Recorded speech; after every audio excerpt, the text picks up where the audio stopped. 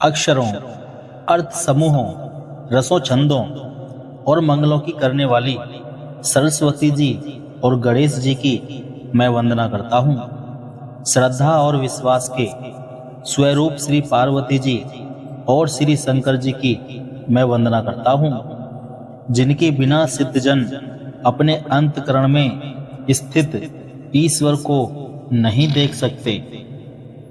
ज्ञान में नित्य शंकर रूपी गुरु की मैं वंदना करता हूँ, जिनके आक्षित होने से ही टेढ़ा चंद्रमा भी सर्वत्र वंदित होता है। श्री सीताराम जी के गुण समूह रूपी पवित्र वन में विहार करने वाले विशुद्ध ज्ञान संपन्न कवीश्वर श्री वाल्मीकि जी और कपीश्वर श्री हनुमान जी की मैं वंदना करता हूँ। उत्पत्ति, स्थिति, पालन और संहार करने वाली, कलेशों की हरने वाली तथा संपूर्ण कल्याणों की करने वाली श्री रामचंद्र जी की प्रियात्मा श्री सीता जी को मैं नमस्कार करता हूँ, जिनकी माया के वशीभूत संपूर्ण विश्व ब्रह्मादि देवता और असुर हैं, जिनकी सत्ता से रस्सी में सर्प के भ्रम की भांति यह सारा दृश्य जगत सत्य ही प्रतीत होता है और जिनके केवल चरण ही भवसागर से तरने की इच्छा वालों के लिए एकमात्र नौका है। उन समस्त कारणों से, सब कारणों के कारण और सबसे श्रेष्ठ राम कहने वाले भगवान हरि की मैं वंदना करता हूँ। अनेक पुराण, वेद और तंत्र शास्त्र से सम्मत तथा जो रामायण में वर्णित है और कुछ अन्यंत्र से भी उपलब्ध श्री रघुनाथ जी की कथा को तुलसीदास अपने अंतकरण के सुख के लिए अत्यंत मनोहर भाषा रचना में विस्तृत करता है, जिन्हें स्मरण करने से सब कार्य सिद्ध होते हैं। जो गणों के स्वामी और सुंदर हाथी के मुख वाले हैं, वे ही बुद्धि के राशि और शुभ गुणों के धाम श्री गणेश जी मुझ पर कृपा करें, जिनकी कृपा से गूंगा बहुत सुंदर बोलने वाला हो जाता है और लंगड़ा लूला दुर्गम पहाड़ पर चढ़ जाता है। वे कलयुग के सब पापों को जला डालने वाले दयालु भगवान मुझ पर द्रवित हों, दया करें। जो नील कमल के समान श्याम वर्ण है, पूर्ण खिले हुए लाल कमल के समान जिनके नेत्र हैं और जो सदा क्षीर सागर में शयन करते हैं, वे भगवान नारायण मेरे हृदय में निवास करें। जिनका कुंद के पुष्प और चंद्रमा के समान गौर शरीर है, जो पार्वती जी के प्रियतम और दया के धाम हैं और जिनका दीनों पर स्नेह है, वे कामदेव का मर्दन करने वाले शंकर जी मुझ पर कृपा करें।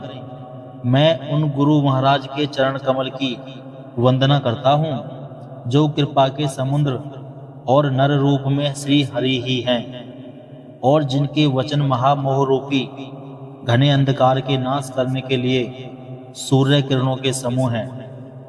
मैं गुरु महाराज के चरण कमलों की रज की वंदना करता हूँ, जो सुरुचि, सुंदर, स्वाद, सुगंध तथा अनुराग रूपी रस से पूर्ण हैं। वह अमर मूल संजीवनी जड़ी का सुंदर चूर्ण है, जो संपूर्ण भव रोगों के परिवार को नाश करने वाला है। वह रज सुकृति पुण्यवान पुरुष रूपी शिव जी के शरीर पर सुशोभित निर्मल विभूति है और सुंदर कल्याण और आनंद की जननी है। भक्त के मन रूपी सुंदर दर्पण के मैल को दूर करने वाली और तिलक करने से गुणों के समूह को वश में करने वाली है। श्री गुरु महाराज के चरण नखों की ज्योति मणियों के प्रकाश के समान है, जिसके स्मरण करते ही हृदय में दिव्य दृष्टि उत्पन्न हो जाती है। वह प्रकाश अज्ञान रूपी अंधकार का नाश करने वाला है। वह जिसके हृदय में आ जाता है, उसके बड़े भाग्य हैं।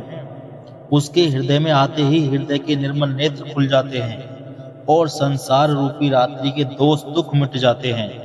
एवं श्री रामचरित्र रूपी मणि और माणिक्य गुप्त और प्रकट जहाँ जो जिस खान में है, सब दिखाई पड़ने लगते हैं।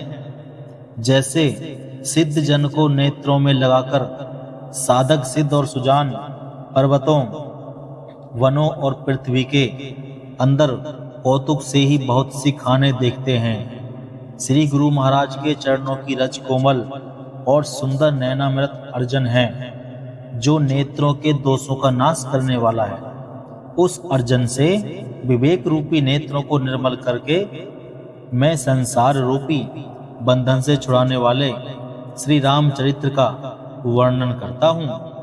पहले पृथ्वी के देवता ब्राह्मणों के चरणों की वंदना करता हूँ, जो अज्ञान से उत्पन्न सब संदेहों को हरने वाले हैं। फिर सब गुणों की खान संत समाज को प्रेम सहित सुंदर वाणी से प्रणाम करता हूँ। संतों का चरित्र कपास के चरित्र जीवन के समान शुभ है, जिसका फल नीरस विशद और गुणमय होता है।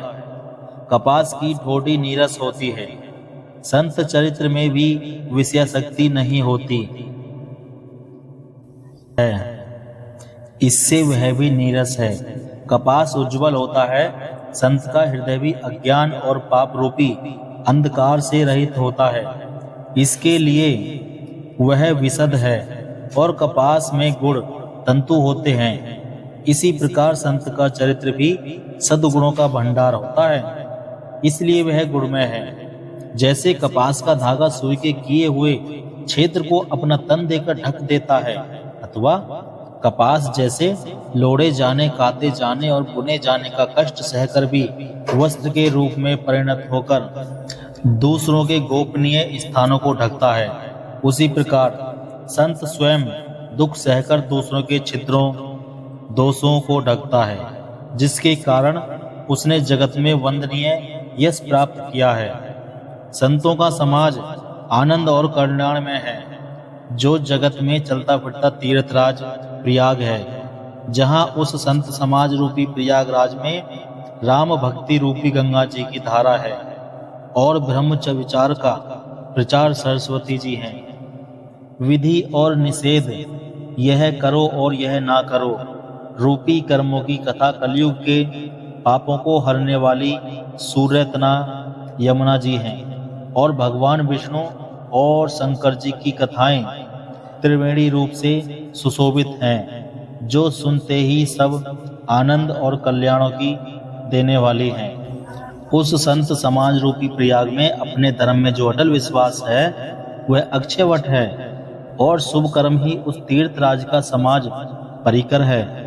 वह संत समाज रूपी प्रयागराज सब देशों में सब समय सभी को सहज ही में प्राप्त हो सकता है, और आदर पूर्वक सेवन करने से कलेशों को नष्ट करने वाला है। वह तीर्थराज अलौकिक और अकथनीय है एवं तत्काल फल देने वाला है, उसका प्रभाव प्रत्यक्ष है।